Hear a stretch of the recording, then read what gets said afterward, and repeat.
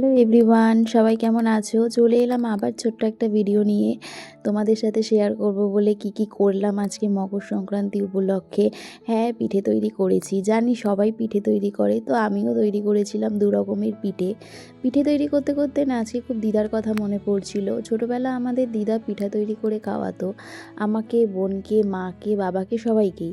মা আর দিদা তখন পিঠা বানাতো আর আমি আর বোন তখন কিন্তু বসে বসে দেখতাম। আর এখন আমি আর মা দুজনে মিলে পিঠে বানাই আর আমার মেয়ে দেখে।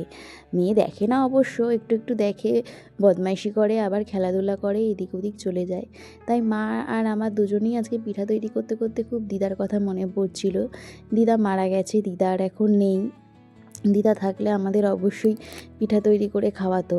তাও আজকে আমি প্রথমেই তৈরি করেছিলাম এই যে পাটিসাপটা পিঠা। কিন্তু পাটিসাপটা পিঠাটা তৈরি করতে করতে না প্রথমে অনেকগুলো নষ্ট করেছি, তারপরে পিঠে তৈরি করেছি। হ্যাঁ, নারকেলের পুরটা একটু কম কম দিয়েই তৈরি করেছি, কারণ নারকেল তো পাওয়া যায় না, খুব দাম। একটাই নারকেল পেয়েছি, তাই একটা নারকেল দিয়েই 2 রকমের পিঠে তৈরি করেছি, খুব অল্প অল্প পুর দিয়ে। তো আমি এক এক করে সব পাটিসাপটা পিঠেগুলো আস্তে আস্তে ভেজে নিলাম। তারপরে তৈরি করেছিলাম দুধ পুলি। দুধ পুলিটাও তৈরি করে নিয়েছি আস্তে আস্তে। দুধ পুলিও একটু নষ্ট হয়েছে, বানাতে পারছিলাম না, কিন্তু তাও কষ্ট করে বানিয়েছি।